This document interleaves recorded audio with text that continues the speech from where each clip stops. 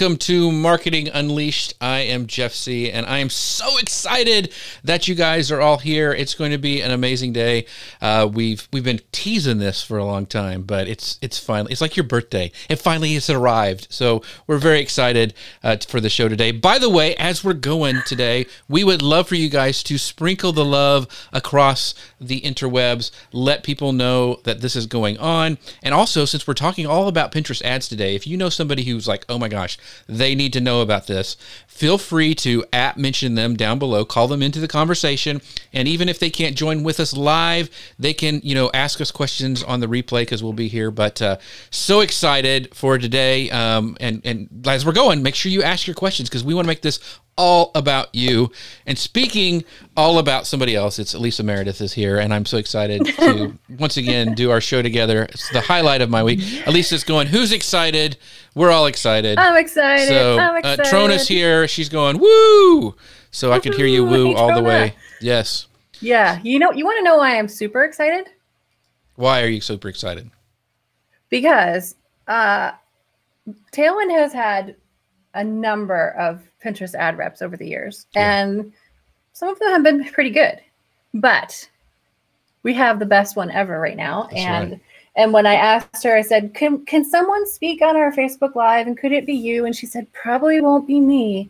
And then she said, I can do it. Wow. This is her. The heavens have opened, and Shawnee is here with us today. Yes. This is why we had to tease and kind of keep you guys hanging for so long, because we had to get the best, and she's here. Yes. So give Shawnee some love. Yes. This is a special thing. Not everybody gets to do this. So we're very excited to do that. So Shawnee, tell us a little bit about yourself, how long you've been doing Pinterest ads, and where you're from, because I would never have thought you were from the place that you said you were. Utah. No, this is Utah. No, so for me, I worked with Pinterest for 3 years now. Before this, I was doing barista work and everything. I started when I was 20. So it's definitely been a journey, learning to work with brands like Tailwind, people in home decor, just across the full span of the spectrum, really. So it's been really good. For where I'm based out of personally, I am from Ogden, Utah. So most of my office is based from there. Just a few fun facts. I recently got a beautiful Breville coffee machine. So now every single morning I make the perfect latte, and it's a joy. That's awesome. My dad is big into the Breville coffee machines. He makes it for neighbors, and even if you don't want coffee, he's going to make you drink it. So because he wants to make it with his machine. Yeah. So cute. Yes, Shawnee knows all of my cats by name, and I know her cat Lucky quite well. Yeah. So Shawnee has to put up with me and my incessant questions every week. And I'm telling you, there's no one else I would rather geek out about Pinterest ads with than Shawnee. So awesome. You guys, this is a super treat. Yes. And she will take your ad questions. So make sure you put them in the comments. So I want to, first of all, kick it off because we do have we always have giveaways. We always do awesome things here. But first of all, we've got this Pinterest ads resource that you guys can go download. It's got resources and tools for running Pinterest ads. I know this is going to be super helpful for you guys. So make sure you go to bit.ly/Pinterest ad resource, bit.ly/Pinterest ad resource. All lowercase. Oh, it's all ads resource, in case you're just listening. Ads resource. Okay. Did I say ad resource? Okay. Yep. It's okay. What's on the screen is what you want to type in. All this, that's what you want to do. But if you're listening, it's ads. Pinterest ads resource. All lowercase, all smashed together. So very, very cool. So let's get started. Kick us off, Elisa. What are we going to talk about first? We've got already tons of comments coming in. I want to talk about the fact that I can see the comments. I've never been able to see the comments before. Well, you just probably didn't hit the right button, but it's been there. But it's okay. That's all right. We'll move on. Didn't. Well, Shawnee put together a really fantastic slide deck, and I know you're thinking oh man, not another slide deck. This one is just for you guys, right? So Shawnee, when you showed it to me, I was like, no, we can take that out. We can take this out. We can put this in because our people know Pinterest pretty well. So we're just going to talk about the ads and all the good stuff in there. So, Shawnee, you want to take it away? Yeah, okay. So for this, like Elisa mentioned, we customized it for you guys. I went through and was like, initially, here's an intro, and she just like, they know it already, so we skipped past it. So let me go ahead. Let me go share your screen real quick. Let me make sure that's all working really quick here. And all right, we're live. Go ahead. There we go. Okay, so for the agenda, we're going to go over just some quick ad formats, then dive into a little bit more of targeting, some creative next steps for you guys, and then we should go right into Q&A. So it should be a pretty smooth journey for all. You could still be getting impressions like a year later, even if you're not doing anything with the pin anymore. So they're pretty neat. Diving more specifically into formats, we have the basic, which is standard promoted pins. For this one, they're the ones that you're the most familiar with. You go through, like, it's just the static image. You can select it and scroll down and like see more. The site loads after bounce rate now, so bounce rates shouldn't be our goodness gracious. The site loads after you swipe up on the pin, so you shouldn't really be encountering as many bounce rates or anything like that. For this, it's most effective for driving blog traffic and driving conversions, so you can use it as a little bit of multi-format. It drives more clicks and more efficiently to your website. It drives traffic at scale, and then you would capitalize on it for active consideration. So like incentivize people to learn more about your site, to learn more about your product, learn more about you, is really what you should be using static pins for. Elisa, any questions so far? I don't see any specifics, but I will just say that this is mostly what we do at Tailwind, because that's mostly what we have for content. And we absolutely use them with what are we calling them now? It's not awareness, it's consideration campaigns. It used to be traffic campaigns, but yeah, now we're doing consideration. It's still throwing all of our ad reps for a loop too. So what kind of, yeah. I've been here for 3 years and it's just like, oh yeah, traffic campaigns. And now it's just like consideration campaigns. And I'm like, what?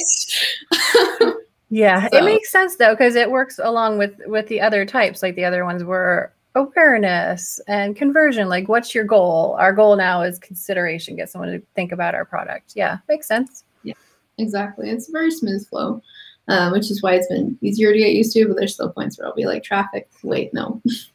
Yeah, formerly. RIP. Diving into video pins. These will autoplay in feed when a pinner scrolls. When they're 50% in view, that's when it's going to start to play. Typically what we see is really, really high view rates with video. It's a little bit of, it's very visually striking if you're scrolling through and it's like a bunch of static images and there's something that moves. So that's kind of what it looks like. For sound, we don't really recommend having a very, very sound-based video, just because you have to click on the video in order to get the sound, unlike say like Instagram or Facebook or different things like that.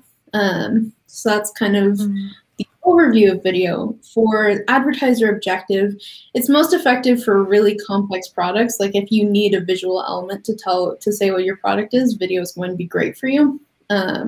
Like how-tos and storytelling is really good.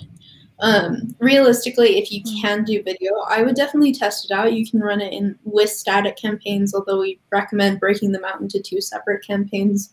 But it's very striking and it draws a lot of attention. So yeah, and I find that they do so well organically too, that kind of that bump you get from promoting will last even longer afterwards, yeah. Which frankly it appeals to my bargain hunter heart.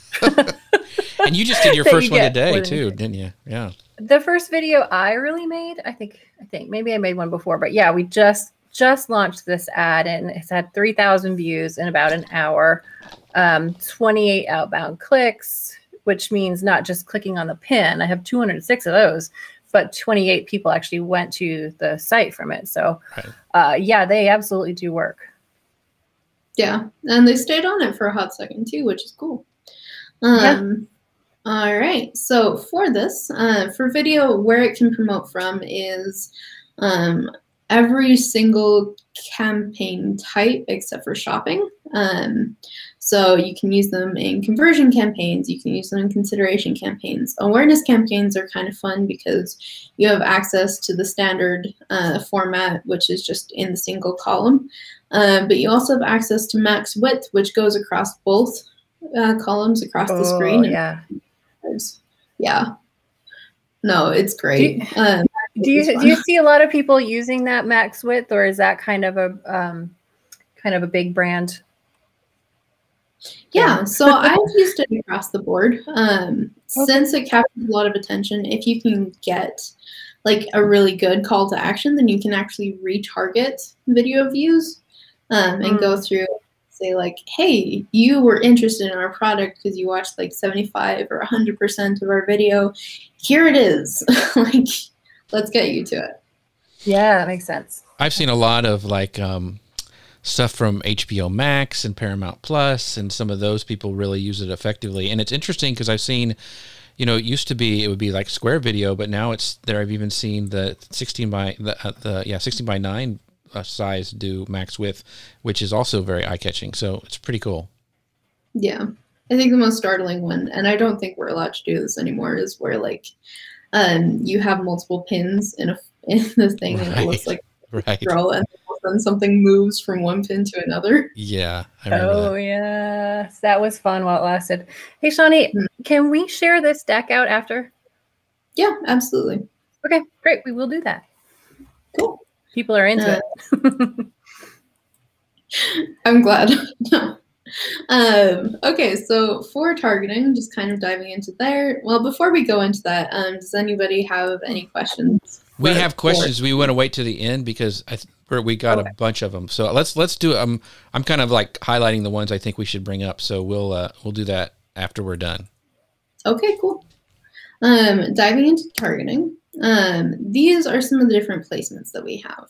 So there are three main placements. There is browse, there is search, and there is related. The difference between all of these is browse is the home feed. So when you open up Pinterest, that's what the browse feed. Like when you select that placement, it's showing up specifically in home feed. There is search. So that's when you search like you make an actual keyword search, and these are the pins that populate there. And then there's related, which is where you select a pin and then you scroll up and are continuing to look through. Related pins will pop up there. For how you access those, if you don't select the placement specifically, then any targeting will go across all of these placements. We don't actually recommend breaking them out into separate for the most part, especially in conversion campaigns. It's much more effective to select all placements and then optimize as you learn more. So yeah, that makes sense. Lisa, any questions from you so far? No, I think that makes a lot of sense. And I've always wondered about this as well, because you have options in your targeting selection, like where do you want it to show up? And I think it is browse, search, and all, right? So if you pick just browse or just search, it doesn't show up in related, or is that not true? What happens there is related is primarily tied to it via expanded targeting, which is just a little checkbox right above. Right. Yes. Okay. I got it. I remember now. Thank you. Well, we just covered that. That's fine. Okay, so there's that. Diving into available targeting. Like I mentioned, you have interesting keyword targeting. So those ones can span into both home feed and search. For keywords, they'll match into basically into interests as well, like the most applicable interest, which isn't actually always promoted interest. Sometimes it's the ones that you can't target. An example of that is you can't target people that are interested in like Derek Hale from Teen Wolf. But that's why not? I'm aware of it because the thing is that is my guilty pleasure show, and they have my favorite character as an interest that you can see. Interesting. Literally. Let's see. For customer lists, That is where you can upload a list of like emails, mobile IDs, but that one's specifically for app installs, or via add onboard or data onboarders, which is more like using Oracle Data Cloud audiences or different things there. The Oracle Data Cloud audience, I would talk to your ad rep about that, and also understand that it has a little bit of a price tag attached to it, just because like it's a little bit more of an exclusive service sort of thing. There's engagement retargeting. So this is retargeting people that have interacted with your pins through like saving it, or they commented on it, or like they viewed it in the case of video views. So that's kind of where that lives. Site visitor retargeting is the most commonly used. So this is people that actually went to your website and like stuck around for a bit. Act-like audiences can be based on any of the other audiences. This one is a little bit hit or miss. Sometimes I see it perform really well. Other times you need to optimize it a lot more heavily. So just kind of test it out for yourself and see what works. Let's see. For the demographics, you can target by location. I would recommend primarily just selecting country rather than state, because then it limits it down quite a bit. You can target by device, which is really good. For example, I have a partner that has a mobile-only web page. When you pull it up on the laptop, according to them, it looks like a kindergartner designed it. I think middle schooler, but it definitely is a bit of a jumble. You can target by language, and you can target by gender, and those are the different ones. So I have a question. I have some questions here with the targeting. So is it possible, and so act-alike are kind of like the other platforms like look-alike and that kind of stuff. So could I technically upload my customer list? Like, let's say I've got a big database of e-commerce, and I was like, hey, can I create a, you know, a targeting group as an act-alike based off of my email list? Yeah, you definitely can. Awesome. For the act-alike, you can base it on the customer list, engagement audience, or the site visitor audience. And so on engagement retargeting, oh, were you going to say something, Lisa? No, I have another question that's not totally related, okay. So keep going. So engagement retargeting, how granular can I go to who interacted with my Pinterest content? Can I drill down to like, oh, this person liked this board, or is it like just my entire account, or is it certain pins, and can I select certain pins, or how does that work? Yeah, so it is based on pins. So you can't really go into like board level, but for like the level of granularity, you can absolutely go through and add an additional sub filter and say like, I just want like this pin ID to be targeted. Gotcha. So can't you do like they saved the pin, or they clicked on the pin? Like you can choose what action you're retargeting as well. Yeah, exactly. Yeah, that's so very cool. What was your question? I was going to ask about local. So I've had a client in the past who had a service area, and that was the only area he wanted to target. And it worked pretty well for him. Do you have tips for like local advertisers using that targeting? Yeah, so for local advertisers, I would definitely recommend making the campaign as broad as you can. That makes sense. So like, I wouldn't use any of the demographics outside of the location, just because like you want to keep that size open. Okay, cool. We're cheating. We're asking our questions. Okay, keep going. That's fine. Okay, so for interest targeting, we kind of dived into this a little bit, so we won't spend too much time here. But this is pretty much where you can target groups of pinners over about 6,000 interest categories. Quick tip on interests, just in case you have an ad rep later that's like, oh, we're currently targeting an L1 interest, but I actually think like an L4 interest would be better. And you're just like, what does that even mean? Because a lot of my advertisers have that question too. Interests basically function like a tree.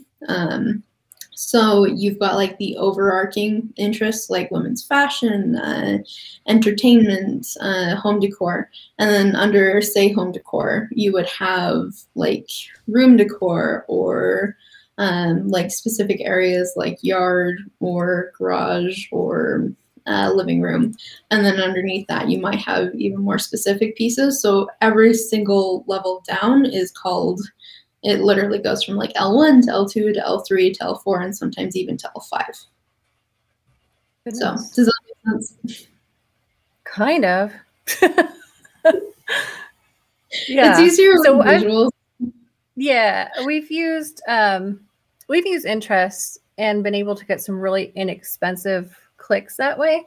So is that the same thing? Like just finding an interest in the list of interests and keywords?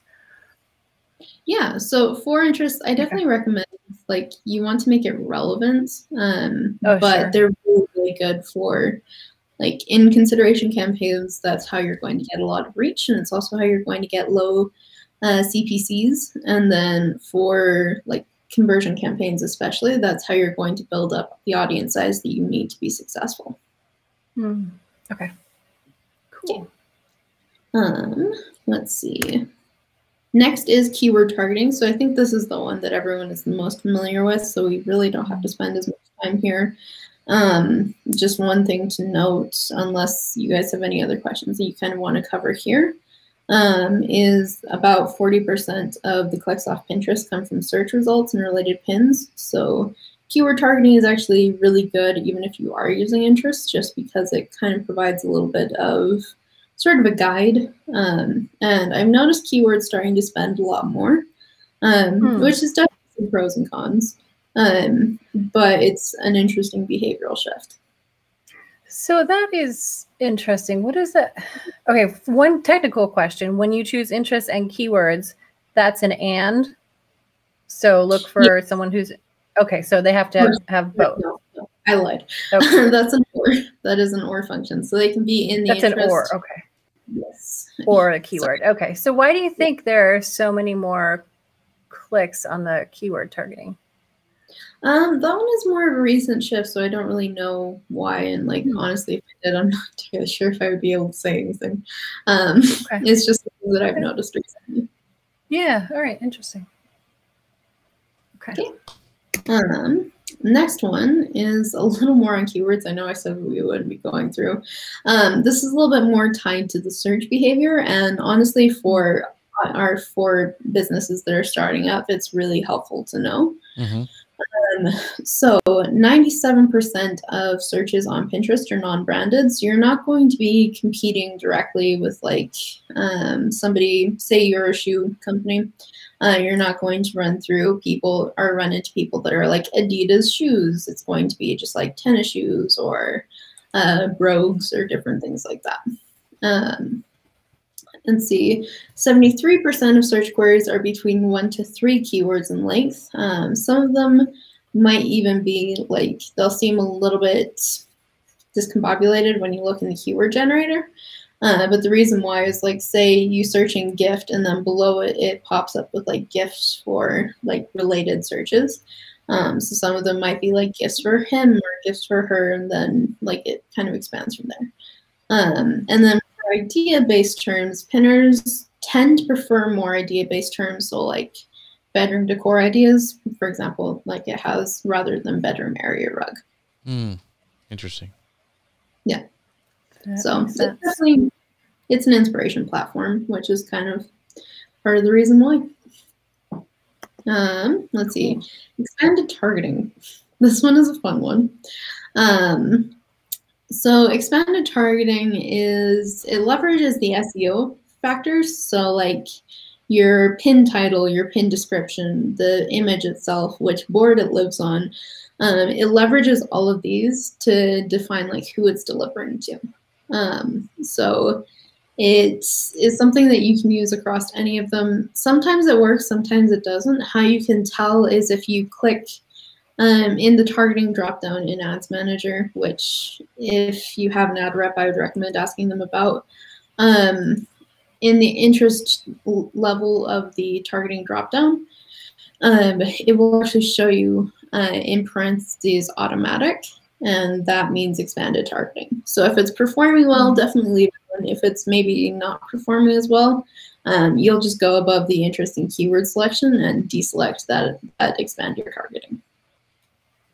Yeah, I think expanded targeting is really good to kind of give your ad a jump start at the beginning. It feels like just get it out there. Yeah, there's points where like it's an interesting one, just because I've seen Some other ad reps run it where it's expanded targeting only. And sometimes that's like super effective campaign, and then other times it's less so. And it's based on your image and the keywords that you use in your description. Is that true? Image, pin description, pin title, and board name. Great. Yeah, and so that all feeds into relevancy, which is something that your ad rep will probably mention to you as well, just because it's an additional focus now. Cool. But essentially, like, your pin title is what pinners will see. Your pin description is how they get there, basically. So, yeah. Nice. Okay. Cool. Diving into creative, and I know this is one that is going to spark a lot of questions, so we can definitely dive into it at the end. For creative, this one is the one that has the most sort of branded language, I guess. Essentially, Pinterest is, as a discovery and inspiration platform, it's designed to move people from that initial phase of like, I'm looking for like something to do with this, or I'm just looking at ideas here, to I want to get this, or I want to have this in my life. And it's like really effective in that manner. In regards to like Tailwind specifically, then it would be, I want people like small business owners, for example. I want them to go from like discovering ways to improve their small business to, I want to be using this product specifically to improve my small business. So, got it. Let's see. This is an example of all the ones that you have. So promoted video is specifically, it can be a 1:1 or a 19:16 for standard width. I recommend 19:16, and I recommend vertical as much as you possibly can. Vertical will always perform better on Pinterest. And then for max width, I have to say, Shawnee, just for people who are like, but I have this Instagram video that I want to try. I've had some really good success with that 1:1 ratio. And just because I already had it, I tried it on Pinterest and it worked great. So like, don't be afraid to try it. And the cool thing, you know, if you haven't been watching the show, we had 2 tools that allow you to actually resize your videos when you create them. So we talked about with Wave, and we talked with in video, and both of those let you create something and then resize it. So Shawnee's point of making it, you know, they always usually perform a little bit better. You might as well go and make it with one click and do it. Some of those tools we talked about, resize, and do it that way. But yeah, if you have Instagram videos, you might, if you don't have it to repurpose, sure, go ahead and do it. But if you can, I would agree with Shawnee, is do that 9:16. Yeah. It's mainly because you can capitalize on more space, which is well. Here's this is an interesting comment, because I wanted to test this, because with the square videos, when people click on it, on video ads, it loads below, and so you can actually see that. And I've always wanted to do a deeper study on, like, well, then you have more real estate if you do the 1:1 for your call to action to show up underneath it. You see what I'm saying? Than the full screen one. The thing is that where the delivery has pivoted slightly to the site loads after you swipe up, then you run into that as less. Previously, it was more of a preload piece. Right. Okay. So it's just kind of. So it's changed a little bit. Okay. Cool. So, yeah. Next piece. This is kind of going to be a continued thing.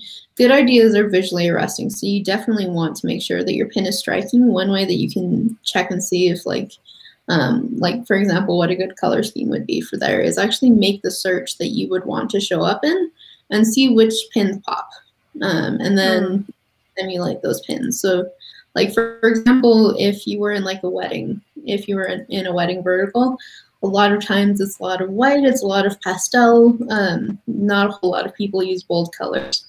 But if you can go through and use a bold color and still like get the message across, that's definitely one that I would recommend doing. So, visually arresting. They're inspiring, so you really want one that like leads people to the conclusion that like, I want this in my life. For example, Elisa and I were going through this deck, and she was just like, I want that bar cart. And I was just going, that wallpaper, it's so cute. So cute. So there's that. They're actionable, so you really want to to have a call to action on it, where it's saying like, here's the thing, but here's why you should get it, or here's how to get it, or even just like get it here. Just because it inspires kind of the move from A to B to C. Makes sense. Let's see. Stand out from the crowds. This is kind of like a continuation of, make the search and see which ones pop out. You definitely want to make sure that it's going to stand out from the other pins. So there's that. More like multi-image is actually a really good performer, just because say one product of yours doesn't perform as well, or like not perform as well, doesn't resonate as much with one person, but another product might. So if you can have them direct like a collection page, if you have a multi-product, I would make sure that the collection page is a little bit tailored, but that's one thing you can do. The other thing is, I just want to say that like if you have a smaller ad budget but you have several related things that you want to promote, I would much rather do this than run several different campaigns or ad groups for one item. It seems like that's like a really good way to use your budget. Yeah, no, you can definitely get a little bit more leverage out of there. If you are running single image pins, then I would actually go straight to the landing page. This is a conversation that I have with a lot of advertisers, is like, you want to make the journey from the view to the click to the checkout like as small as possible. So yeah.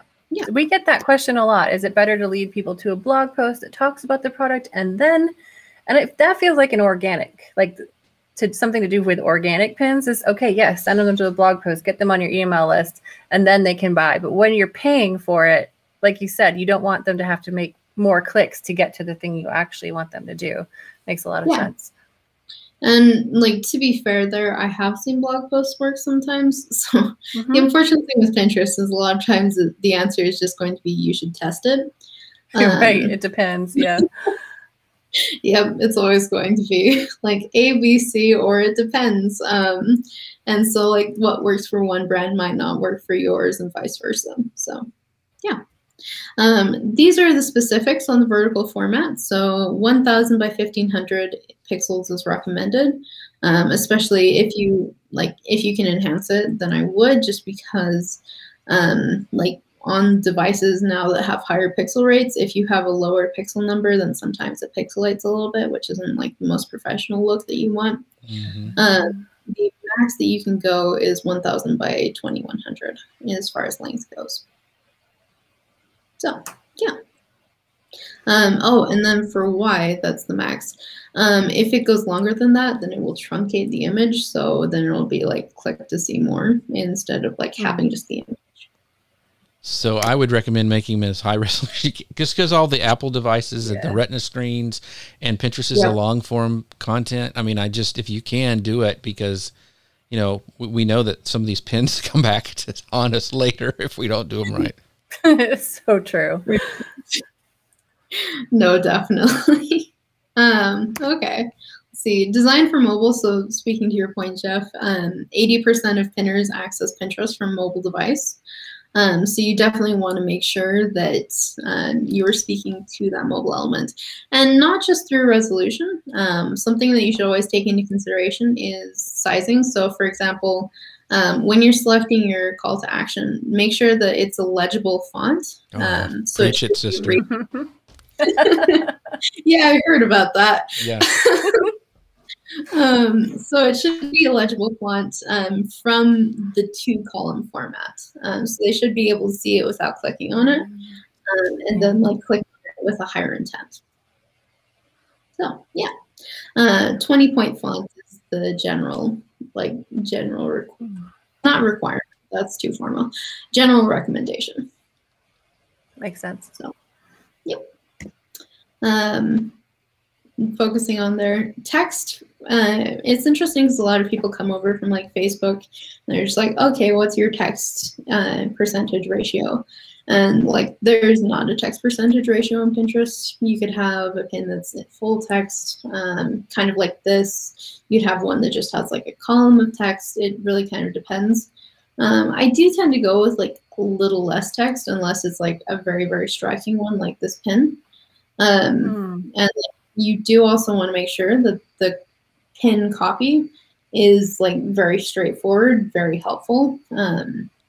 So those are some of the different things. Also, another tip for this, if you have, say you've got like, download our free travel planner. And then you go to the page and then you have to sign up for it in order to get it, which is completely valid. That's a business model. But if you get denied for it and you get denied for Hardwell, what you need to do is have like a sign up now button on the pin, or also you could have it in the description for the pin of just, sign up now to get this. So can you explain what a hardwall is? Because that sounds very dangerous. If you run into it. Yeah. It's fair. No, a hardwall is basically where you go to a landing page and an action is required in order to get the thing. So your email, you have to enter your email address or, yeah. Okay. I cannot tell you how many times I have forgotten to put that in there. And it's just as simple as writing sign up to get yours now. Like, I should put that on every single pin because I forget all the time. Because I thought a hardwall was because when I see those things that pop up on the screen where I can't X out of it on my mobile device, I want to throw my phone up against a hardwall because that hacks me off. Yeah, not quite the same thing. Okay. Let's see. Next one is kind of speaking to that. There should be a clear path to destination. This one actually does speak a little bit more to like the blog concept because it's like choosing a sofa is hard. Here's how to do it. Leads to the article of like, here's how to choose your sofa. And then like in that article, there's like, here's all of the sofa options that you have. And then you can select the actual sofa that you want. If it was more of a direct response piece, then it might be like, I would change the call to action from like choosing a sofa is hard, here's how to do it, to like discover your dream sofa. And then have it lead directly to the sofa instead of having it in between. Cool. So, yeah, I'm seeing some comments where I send them to an opt-in because direct to sales page hasn't been successful. Again, yeah, try it out. Yeah, you're gonna have to try. Yeah, definitely. So next steps, and this is kind of where I get to do my thing, like I would definitely recommend like testing out promoted pins. Pinterest is designed to be a platform where people can discover things and like potentially discover brands where they're maybe not as big or like where they're still figuring out where their niche is. So it's very helpful in that regard. And then the other piece that I would recommend is reaching out for a Pinterest rep. A lot of times they are more familiar with the best practices, like they're pretty studied. Admittedly, that does vary from rep to rep, but like overall, they will have resources that will be useful for you. Very cool. Yeah. Awesome. So we had a question. What happens in this Pinterest ad consult, Shawnee? So for what happens, first they will you will have a phone call with the PM. And the PM goes through, or partner manager, sorry. The partner manager will go through and focus on learning a little bit more about your business, making sure that you're set up for Pinterest. So like placing the Pinterest tags so you can track conversions, like making sure that you're using the correct website, setting you up with like good creative. Different pieces there are and like the initial strategy too, are what the PM will help out with. From there, you'll move over to an account manager or an AM, and they will help you optimize your account more continuously. So like essentially taking the optimizations that you get and then applying it to the account. This one it's a little bit of a longer process, just because you have to develop those learnings before the AM can really do anything. And typically, especially if you're starting with a consideration campaign because you maybe don't have enough events for a conversion campaign yet, then it will take a little bit longer just because it requires a lot more sort of detailed optimizations. So just kind of a heads up there. Okay. Well, we've got some great questions that we're going to get to. Shawnee, you did an awesome job with that presentation, by the way. That was really cool. So, but there's a lot of people asking about, like, okay, I would love to have my own ad expert. Now, you can't have ours. It's off limits. No. Yeah, well, you have to fight Lisa No for fair. that. But we do have a place where you guys can go and, request a free consult with an ad expert. You can go to bit.ly/Pinterest ad expert. I said that right this time. Lisa won't yell at me. bit.ly/Pinterest ad expert to get your free consult with a Pinterest ad expert. So make sure that you guys check that out. We do have some comments that I want to pull up here. Some great questions, and some of it you may have covered, but some of them I want to really highlight again because I think they're worth talking about. Michael says, Mitchell says, what is the best way? What best way or tool to get keywords for Pinterest ads? Yeah, so you have a few options there. If you've done like Google AdWords in the past, then you could kind of take themes from that and see. I wouldn't use like branded keywords again. The other thing, and this is a little bit more directly applicable on the Pinterest platform, when you are setting up an ad group, then there is a point where it'll say like, it'll have a drop down that says like select your keywords and interests. If you click the keyword section on there, then you can actually type in like a general theme. So like going back to say like wall decor, you could type in wall decor or pictures or something like that. And there'll be a list of keywords that pops up below it with like a general monthly size for how many people are making that search. And you can just click the little plus button right next to it and it'll add it directly to the campaign. Awesome. So we also have some questions on video ads, and Katie asked this question: how long do you recommend the video clips would be for video pin ads? Yeah, so we recommend a little bit shorter, so like 15 to 20 seconds is ideal. You can run longer pins, but shorter tends to be better. I would also recommend, this is a newer thing, captioning your videos if you can. Just like partially to make it more accessible, but also because the video doesn't the sound doesn't autoplay in there, so it can help make it more visible from the home screen. Very cool. So I think they were asking, Shelly was asking, how much did you put on the ad? But I think we should kind of twist this around so Lisa doesn't reveal her secrets on how much she spends. But is there a minimum? I think the better question is more general too, right? Like how much do you have to spend on an ad for it to be effective? Yeah, so that one does kind of depend. What we find is if you are spending a lower budget, then it takes a little bit longer to find success just because you aren't delivering to as many people. So it's harder to find it. What I would recommend is starting with a higher budget if you can, just because you'll get more learnings faster, and like your rep will be able to help you optimize more effectively. So is there a difference between there's always a learning phase when the algorithm has to learn, and who to serve it to and all that stuff.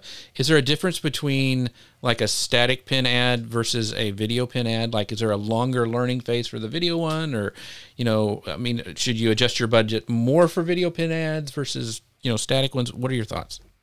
Yeah. I don't find that there's massive difference in terms of spend for the two. I do know video does spend more of the budget faster than static images do, just because it's more of a striking image. But overall, you shouldn't have to make like a massive budget difference between the two. The biggest difference that you'll find as far as delivery goes with the initial process is actually going to be if you're running a conversion versus consideration campaign. Consideration campaign, again, has that kind of longer learning phase because you're having to optimize who it's touching directly. Conversion campaigns have an algorithm to help optimize for it, but if you don't have enough conversion events to run it, then it's not going to be as effective for you. So I would recommend sticking with consideration campaign then. I feel like consideration is where people ought to start, like if they're just getting going. Because you're going to see results. You're going to see people getting to your website. And like you said, with the conversion campaigns, I think we found like it would probably take 2 weeks between making even adjustments on those conversion campaigns to see how they were going to work. And sometimes when you're just starting out, it's hard to to just like have faith that it's going to work for 2 Right. weeks, especially if you're used to a Facebook ad where you can tell right away. So I would do consideration. It also does. Sorry, go ahead. No, go ahead. You finish the thought, because I'm brimming with ideas. So I want to ask you a question.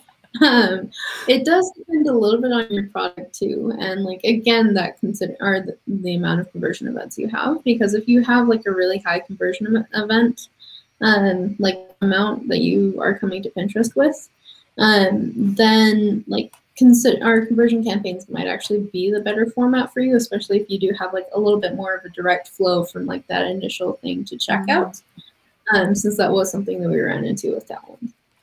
So my question is, and Elisa kind of talked about it a little bit. She's like hitting the bank, right out of the gate, doing ads because it gives you get in front of people quicker. Yeah. But do you recommend for most people that they start with a pin that they know performed well organically already before they do a campaign? Or is it, talk about the pluses and minuses for both of those. Yeah. So I think an overarching answer is going to be the base code answer, which is it depends. Right, exactly. Yeah. Our favorite answer.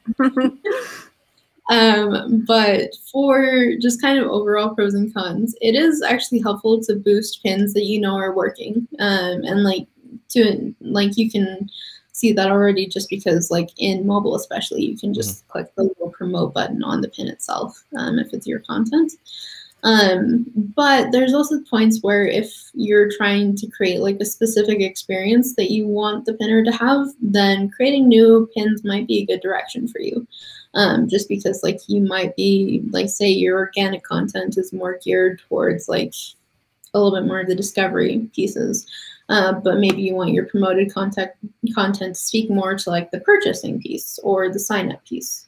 Then it might be a little bit better to try different images. Awesome. So we got a question from Amy. She goes, how do we enable max width? This is for video ads. Does the ratio need to be 1:1? I've only seen square full width ads. And you kind of had a graphic about this, but yeah, go ahead and talk about that. Yeah, so for max width campaigns, what you have to do is you have to go into awareness campaigns, and that's where you can create max width videos. It doesn't exist in any other campaign type. And then from there, you can choose 16:9 ratio, which is more of like a sideways rectangle, or you can choose 1:1 ratio, which is the square format. So this is an interesting question from Marva. She goes, is Pinterest more effective for video views and conversion than Insta Reels and Stories? Well, I would say yes, because you have a place where you can drive traffic. Insta Reels, they have to go back to your profile, then they have to click, and Stories, unless you have 10,000, especially if you don't have the 10,000, you can't send them followers, you can't send them anywhere. So you can, kind of jump the gun with Pinterest video ads to do that. I guess my question from Marva's is it worth repurposing stuff that you've made like on TikTok or Instagram Stories or Reels and boosting them over on Pinterest? Yeah, I definitely think it is, especially since like, say you've got a product that like really resonates with your audience. Like it might not be the same product that resonates on Pinterest, but like the content is still something that you can definitely leverage. I think, I'm not sure if it's still current, but I know something that we had in the past, and I want to say it still exists on the website, is content specifically on like how to repurpose images from your Instagram or your Facebook. TikTok is a newer one, so I don't think we have as much content from that. But like, definitely for those two, it's like, here's how to. Awesome. Yeah, and I can say that organically, TikTok videos are doing tremendously well. So if you have one that would make sense for an ad, I would do it. Yeah. So, we've had her on before. I can't remember. Anyway, yes, I've seen a lot of TikToks over on Pinterest that seem to be doing really well. Our friend Jennifer Laura says engagement gathering has been extremely effective for me, gotten down to as low as 0.05 CPC that way. 5 cents per click. Yes. Whoa. That's awesome. That's amazing. So yeah, Jennifer is amazing on Pinterest. So trying to look. Do you have any other questions as I keep going through these? Okay, go ahead. Did we answer the one about where to find keywords, like the best keywords for Pinterest ads? I think we did. I thought we did, but maybe I imagined it. Okay. just for the keyword generator, I think. And people are asking, can we get the slide deck? And I know that Tailwind has dropped that into that the section in Facebook, but I don't know about the other networks. So let's see if I can find some that more. one is Pinterest ad slides. It's a Bitly link. Pinterest ad slides. Okay, yeah. But Pinterest ads. No, I thought it was just Pinterest slides. Now you've got me confused. No, I had to. I'm sorry. I had to change it because the first one I shared didn't have access. I'm over here trying to do too many things. Sorry. I know. Here we go. Just because I know I gave you the external resource sheet. Did you? Yes, that one too.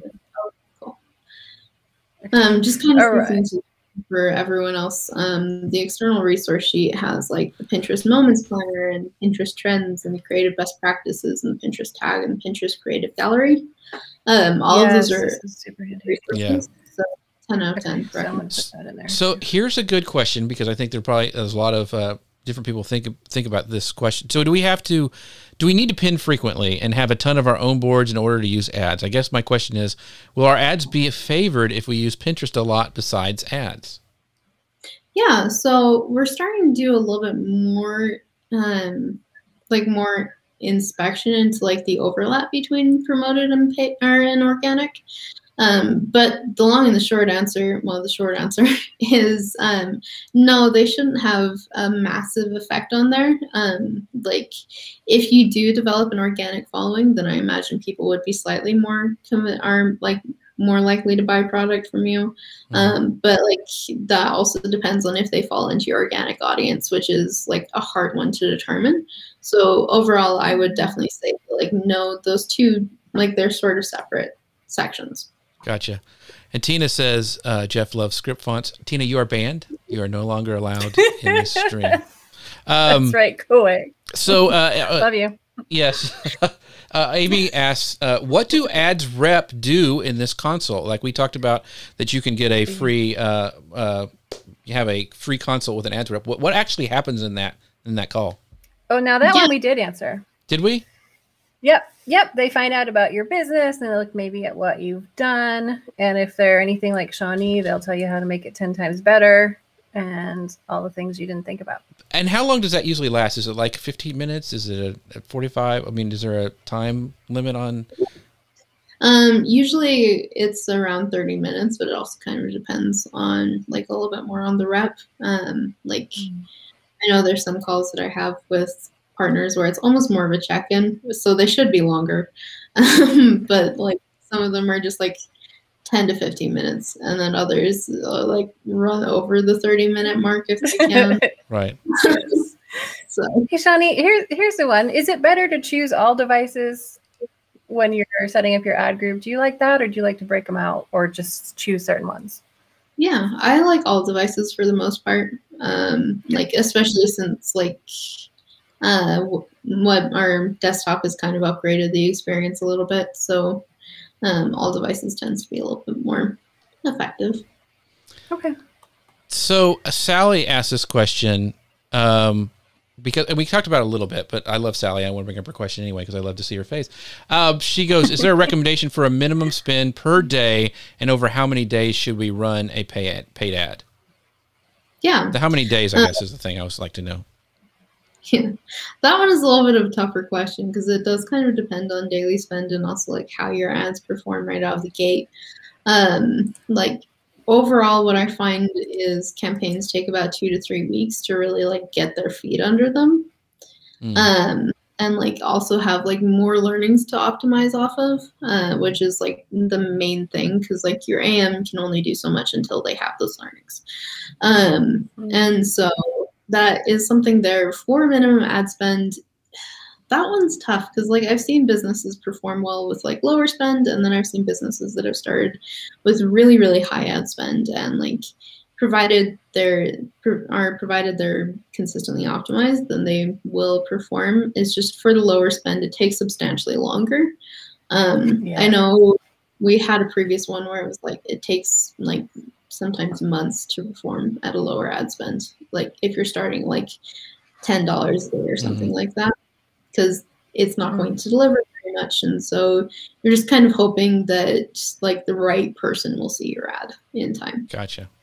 So Katie asked this question, and it's a little specific. She goes, can you still have separate budgets for ad groups? I had a campaign set up for 3 budgets for each ad group, but then I moved it to 1 campaign budget without me doing anything. Is that what they're doing now? Can you kind of talk about that a little bit? Yeah, so Elisa is familiar with this one. Yeah. We that happened in consideration campaigns this week, actually, so that's probably why it's a little bit top of mind, for campaign budget optimization.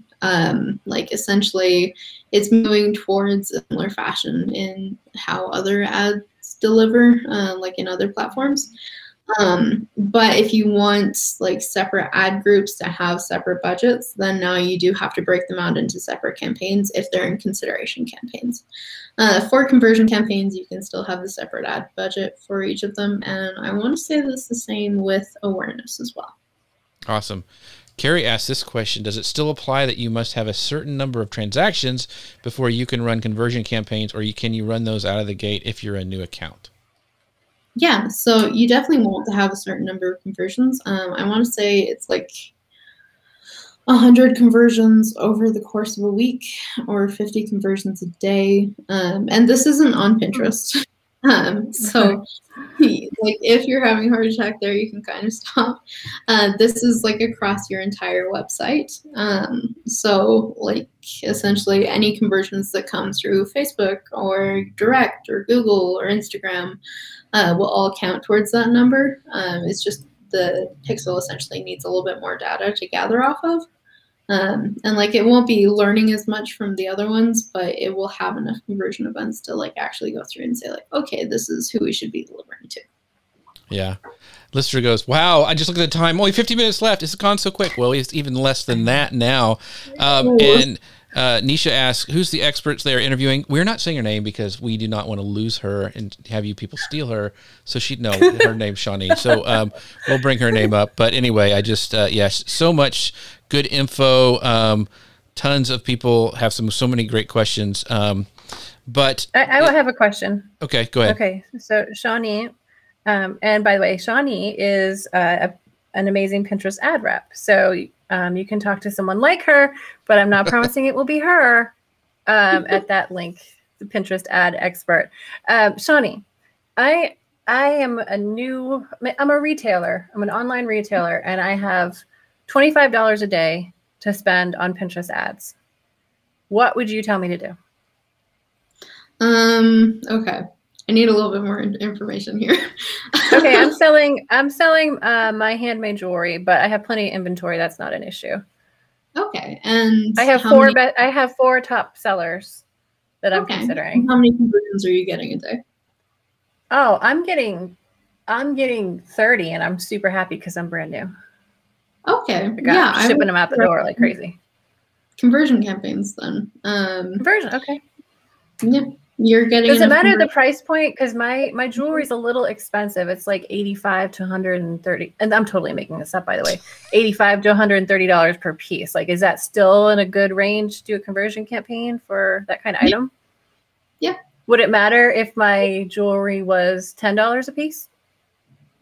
It shouldn't. Like, if anything, I would. Yeah. Would it matter if my jewelry was $450 and up? I would definitely still recommend running conversion campaigns. You just need to optimize a little bit more to make sure that we're running into that. Also, it depends. Are you running for a CPA or a ROAS goal there? I want to sell all of my expensive jewelry in the next month. All of it. So conversion. I mean, you're being pretty blunt with your ad rep. I hope you really don't treat her like this. It's pretty like. No, I'm just trying to paint a clear picture so people can figure out like what is the best thing. For a software company, I found conversion campaigns to be a little bit tricky.